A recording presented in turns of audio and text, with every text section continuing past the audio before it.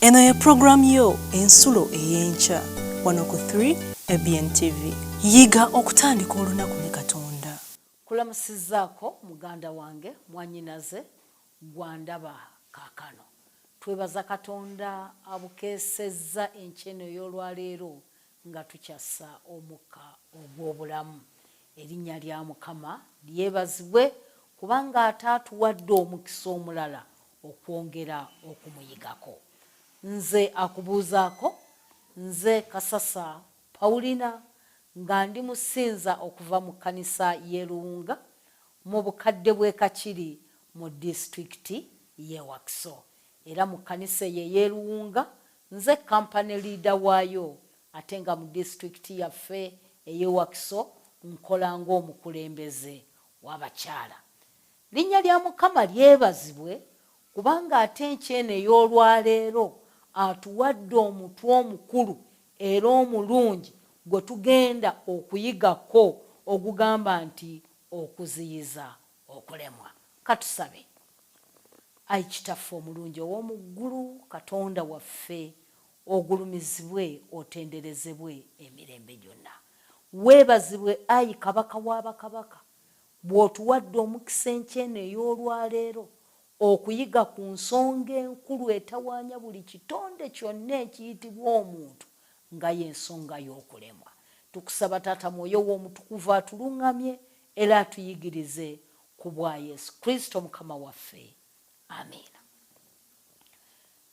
Omutwe gwaffe ogw'ekyokuyiga oba luyite olunyiriri lw'okujjukira luvudde mu Zabbuli eya 32 olunyiriri olw'omunaana.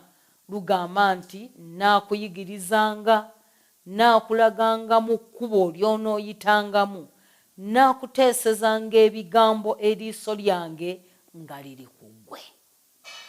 Omuwandiisi w'ekyokuyiga kino bwe yali akiwandiika yawandiika ku muvubuka eyali ayitibwa Emma. Agamba bw'ati nti Emma yali asobeddwa. Ekimera eky'obutwa ekiranda ku nju kyali kimusammulidde ettaka lyakyo nga yenna asaabaanye ku maaso era yenna anyinyibadde mu ntunula. Yayagala okulyeggyako amangu ago. Omukazi gwe yasisinkana n'amuwa amagezi.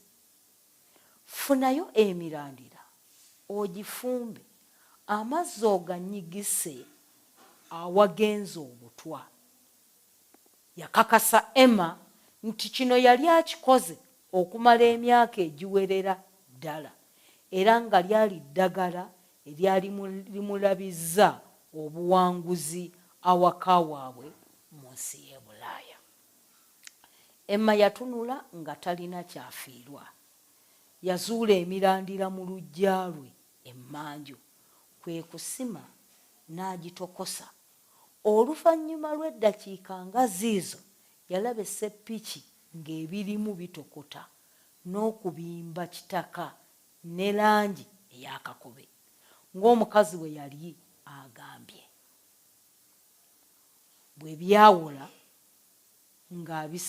ng'abisaaba mu maaso byali biwunya bubi, naye yali mwetegefu okubikozesa kavunaafuna obuweerero ku butwa obw'ekimera obwali bumufuukidde ekibambulira.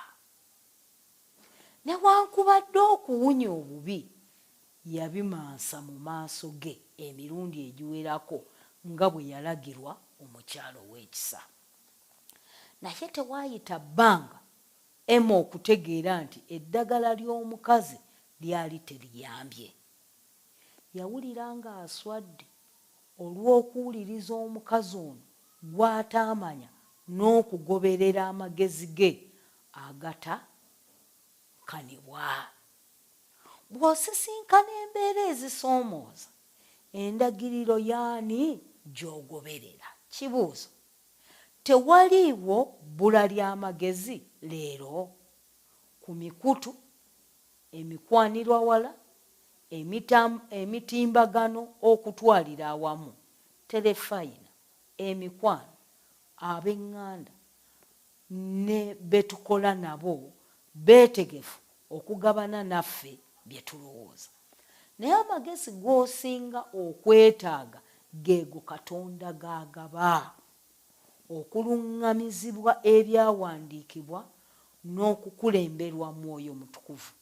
Katonda agamba ajja kutulagirira, okutuyigiriza n'okutuluŋŋamya. Mu Bayibuli tulaba Katonda anoonya okukulembera n'okuwa omukisa obulamu obwo. Ye Katonda omwagalwa anoonya okuteekateeka abaana be olw'obulamu obutaliggwaawo. Katonda agaba okuluŋŋamizibwa mu nkolagana, ebyobulamu, ebyenfuna n'okukirawo. Bayibuli teyigibwa, ye Bayibuli eteyinza kugasa bulamu bwo. Amagezi gajja mu ngeri mpitirivu, naye okuluŋŋamya kwa Katonda kwe kuziyiza okulemwa. Owooluganda, mwennyinaze ampuliriza, bw'otunuulira ekyokuyiga kino n'okyekkaanya bulungi, olabira ddala nga y'embeera gye tuyita. Tuweereddwa amagezi mangi, tusisinkanye baganda baffe bangi, naddala bwe tubeera mu kiseera ky'okusoomoozebwa. Ky'ova olaba nti tewaliiwo njawulo ne mwannyinaffe ono Emma atuweereddwa ekyene y'olwaleero. Naye gwe bw'osisinkana okusoomoozebwa, ogendawo okwebuuza. Amagezi agakuweereddwa omala gafumintirizaako, ogalowoozaako, ddala otuula wansi n'ofumintiriza nti amagezi agampeereddwa ge matuufu. Katonda atuwa amagezi nti wakati mu kusoomoozebwa, ekifo kyokka gye twandiraze okusooka okunoonya amagezi, twandibadde tugenda mu kigambo kya Katonda ne tusaba Mwoyo wa Katonda n'atuweebwa olw'okutuluŋŋamya. Kyava Bayibuli etugamba mu ngero nti mu kutya Mukama amagezi mwe gasookera. Tambulako nange muganda wange mu Zabbuli eya 25 olunyiriri olwa 28, ogenda kwongera okulaba Katonda bw'atuwa amagezi. Zabbuli 25 olunyiriri olw'omunaana agamba atya? Agamba nti Mukama mulungi era wa mazima, kyava ayigiriza ekkubo abalina ebibi. Muganda wange gwampuliriza, ndowooza okkaanya nange nti ffenna tulina ebibi, naye Katonda waffe agambye nti ye wa mazima okutuyigiriza ekkubo lye tugwanidde okutambuliramu. Embeera etusobedde, buli muntu yeebuuza wa waayinza okukwata. Abantu bakeera enkya ne bakola bizinensi ne zisaanawo. N'akola esoose, n'akola ey'okubiri, naye ne bamugaa nti oliko ekisiraani, genda bakwambulule. Muganda wange ne mwannyinaze tokkiriza magezi gafaanaganako bwe gatyo. Nkusaba oddeyo ofukamire ku maviivi go osabe Katonda, kubanga yatukakasizza nti Katonda wa mazima. Wadde tuli boonoonyi, wadde tulina ebibi, wadde tugenze wala mu kwonoona okutuuka ku ddaala erifaanagana litya, atukoowoola mu Isaaya ng'agamba nti mujja nno tuteese ffeffe embi. Ebibi byammwe ne bwe binaaba bitwakaavu nga bbendera, nabifuula byeru ng'omuzira. Muganda wange tugende eri Katonda waffe. Katonda waffe mwesigwa okutusonyiwa. Katonda waffe atulindiridde. Ffeffe kaffe twelemesezza okuggulawo enkolagana eyannamaddala ne Katonda waffe. Tetuyinza kwogera na Katonda waffe n'atatwanukula.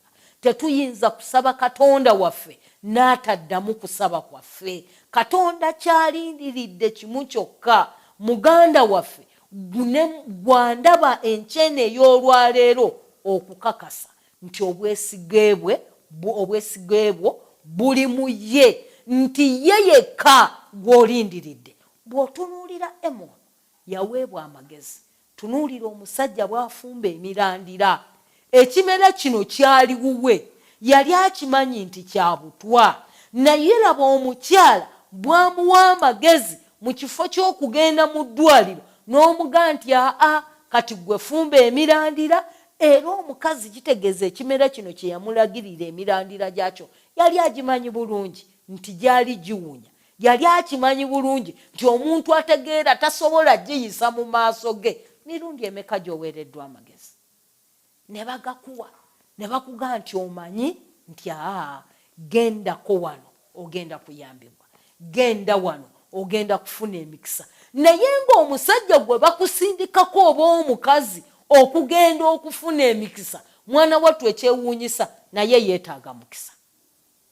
Nalina omusajja eyewaffe gye nakulira, ekyamazima nga bw'otunuulira omwami oli okaaba, yayambalanga akakanzu naye ng'akakanzu kaddugala, nga bw'otunuulira bw'asula okaaba amaziga nga yeetaaga kuyambwa.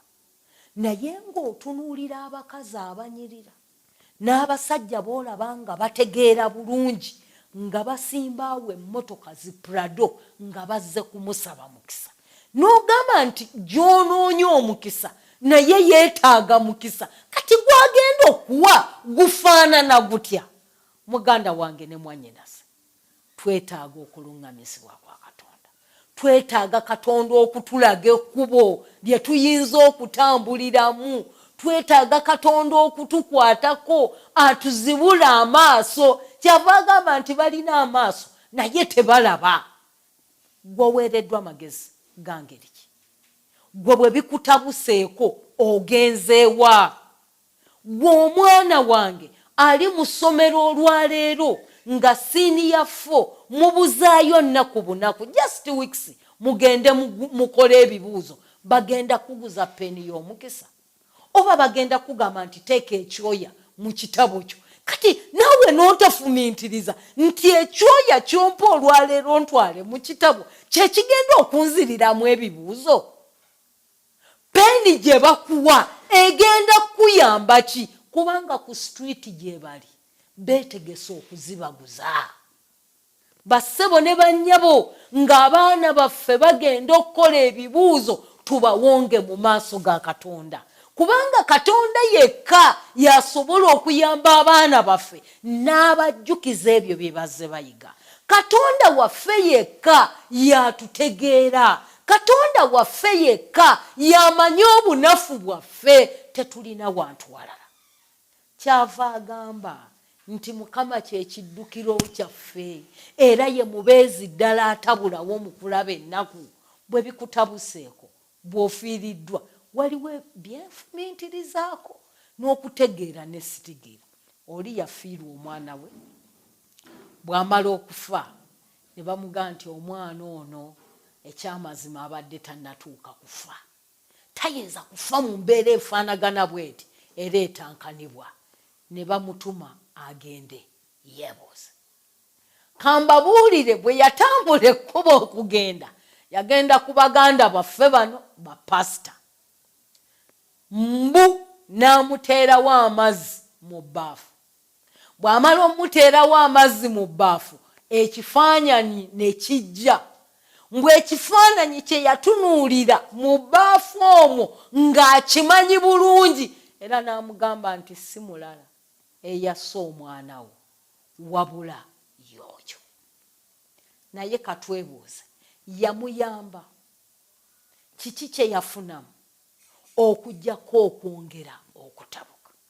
Era nsaba okutegeeza olunaku luno andaba gwe muganda wange, famire ya Sasika baali ba Luganda, naye ab'essayidi eno tebakyasala kkubo kugenda ku sayidi ndala. Lwaki? Olw'okwebuuza ku bantu bannaffe ne batuwa amagezi agatalina gye gatutwala. Ate naffe olw'okuba tetuliiko kuluŋŋamizibwa kwa Katonda, bwe bakuwa amagezi n'ogagoberera bbira mu ppango, n'otamanya kye ŋŋenda okukola kirina kye kingattako, oba kigenda kuntwala mu kuzikirira, olwaleero omukyalo ono buli lwatunula ku famire eno atulika n'akaaba amaziga. Kitegeeza nti ye akyakosebwa nnyo n'okusinga gw'alowooza nti ayina ekibi kye yamukola. Kyeva Bayibuli yeetukubiriza nti tusonyiwe abo abatukola obubi. Singa yagoberera amagezi ga Bayibuli, singa ayina emirembe mu mutima. Kubanga omukyala kati yafuna ne stress, tayina mirembe. Bassebo ne bannyabo gwe ali eyo ng'ontunuulidde, ng'olina neyibawo gw'okola naye ku mulimu, naye buli lw'omulaba nga ggulawo edduuka lye, gwe n'olaba nti oyo y'ayina mukokota. Mumanyi nti waliyo n'abanoga ebikoola by'obutunda, n'abitwala n'abiteeka mu bizinensi ye, mbwagenda atunda ennyo. Amagezi module eyo bassebo ne bannyabo gatutwala mu kusinza bifaananyi. Katonda waffe tuli kumugattako ekintu ekirala, naye Katonda atugamba nti yakyawa abo abamugattako. Tuteekeddwa kusinza ye Katonda omu yekka. Bwe tuba twagala emikisa, tuyina kufukamira mu maaso ga Katonda waffe, kubanga ye Katonda yekka agaba omukisa ogutaliiko buyinike. Ne bw'oliragawa ne bakuwa omukisa, njagala okutegeeza gwe alaba enkyeno ey'olwaleero eyo gye mugenda nga musaba emikisa ne bagibawa. Mwana wattu waliwo omuntu omu yanyumiza nti waliyo abantu abagamba nti basinza Katonda, era nga mugendayo okuba ogendayo gwandaba olwaleero ogenda akusabira omukisa, naye omukisa gwagaba kusinziira ku bbaasa gy'otutte. Ddala oyo abeera Katonda w'amazima? Watya nga nze 1000 lwe nnina lwe lubadde mu busobozi bwange, era nga mbutododde n'omutima gumu. Ekyamazima asooka kusabira oyo aleese akakadde. Ddala gwe naawe kubyamu akafaananyi, singa obadde nze ng'era otegeera bulungi oyo abeera Katonda wa nnabaki. Kubanga Bayibuli etutegeeza nti ye Katonda tasosola mu bantu. Kati omuweereza wa Katonda asaba omukisa nga n'ogupima agupima, ab'ebinusu bafuna gwabwe, ab'ekikumi ne bafuna ogwabwe, ab'akakadde bafuna gwabwe. Ddala okakasa nti oyo abeera muweereza wa Katonda. Bassebo ne bannyabo, kyava agamba nti tuddeyo mu makubo ag'edda, tuddeyo tufukamire, twegayirire Katonda waffe atuluŋŋamye, ayogere otuyigiriza, ayongere otulaga amakubo amatuufu ge tugwanidde okukwata. Yongera otambuleko nange mu Zabbuli eya 25 era olunyiriri olw'12. Agamba bw'ati nti omuntu atya Katonda aluwa? Oyo gw'anaayigirizanga mu kkubo lyagwanira okukwata. Kitegeeza ki? Nti Katonda okutuyigiriza tuteekwa kubeera nga tumutya. Ate okutya, nina mukwano gwange yansaseeyo gye mbeera gye mpangaalira. Twali twogera nga tusaagasaagamu, ne mugaa nayo gye tusabeko ffembi. Nanga nti nze Katonda mutya, era ne bweba mpita ku kanisa yammwe siyinza kutunulayo. Bannange ekyo si kye tutegeeza n'okutya Katonda. Omuntu atya Katonda y'oyo akola Katonda by'ayagala, y'oyo atambula n'obwegendereza, y'oyo eyeebuuza nti Katonda wanaagamba ki? Ku lw'obulungi bwa Katonda nsaanidde kukola ntya? Kyavudde ayogera ebigambo bino mu lunyiriri olw'12 ng'agamba nti omuntu atya Mukama aluwa? Oyo gw'anaayigirizanga mu kkubo lyagwanira okukwata. Kitegeeza waliwo ekkubo lye tugwanidde okukwata, bassebo ne bannyabo, naye Katonda anoonya oyo yekka amutya. Tutambuleko nange era tugende mu Isaaya eya 48 essuula olunyiriri lwa 17. Agamba bw'ati nti bw'atyo bw'ayogera Mukama omununuzi wo, omutukuvu wa Isirayiri nti nze Mukama Katonda wo akuyigiriza okugasa, akukulembera mu kkubo ly'oba oyitamu. Bassebo ne bannyabo bw'otunyirira olunyiriri luno kitegeeza nti okubaako kye tugasa ayinza okutuyigiriza ali omu, ye Mukama Katonda waffe. Kino nno kireeta okusoomoozebwa, kitegeeza waliwo lwe tubeerawo nga tetugasa. Weebuuze, gwe w'oli agasa? Olina omuntu gw'ogasa? Oyinza okubulawo ne bakunoonya ne bagamba nti gundi nga tuludde okumulaba. Oli ayinza okusoberwa najja akunoonya akwebuuzeeko. Engeri yokka gye tusobola okuyambibwamu okufuuka abagasa kwe kubeera nga twekutte ku Mukama Katonda waffe ne tutunuulira Mukama waffe Yesu Kristo omulokozi waffe, kubanga bassebo ne bannyabo oyo ye yazzaawo enkolagana yaffe ne Katonda waffe. Katwebasa, otukoze bulungi ayi Katonda waffe olw'ekyokuyiga kyenkyeno ey'olwaleero.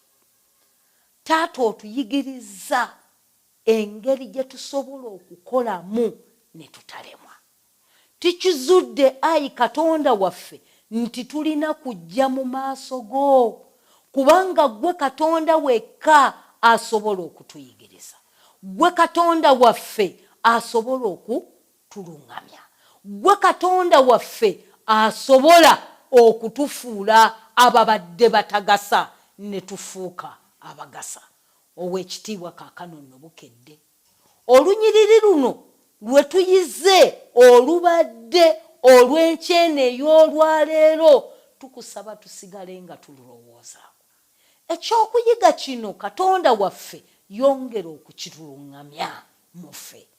Nze omuzaana wo sisobola, kuba nange ndi mubi nga bw'oyogedde, neetaaga okuluŋŋamizibwako. Kyenva nkusaba ayi Katonda waffe Katonda mwene gw'oba oyigiriza abazaana, omuzaana wo n'omuddu wo awulira enkyene ey'olwaleero era oyo olaba. Tukusaba Taata ow'omukisa emirimu gy'emikono gyaffe. Taata, watugamba nti mu nnaku 6 tugende tukole emirimu gyaffe. Taata, tuwa omukisa, tubeere buli muzaana wo na muddu wo okugolokoka kaakano agenda abeeko omulimu gwakola, ate bw'anaatuukayo Taata aleme kufiiramu awo. Kulembera abaddu bo abateekateeka okutambula okugenda okukola, obatuuse n'emirembe. Abo bagenda okukolera awaka nabo bakuume. Abaana abagenda ku masomero Taata waffe bageziwaze, tufuule ebbaluwa esomeka ayi Katonda waffe. Katugende mu community ku lw'okukola omulimu gwo ku bwa Yesu Kristo Mukama waffe. Amiina. Yiga okutandika olunaku ne Katonda. Olwo nno ebisuubizo bye birabike gy'oli.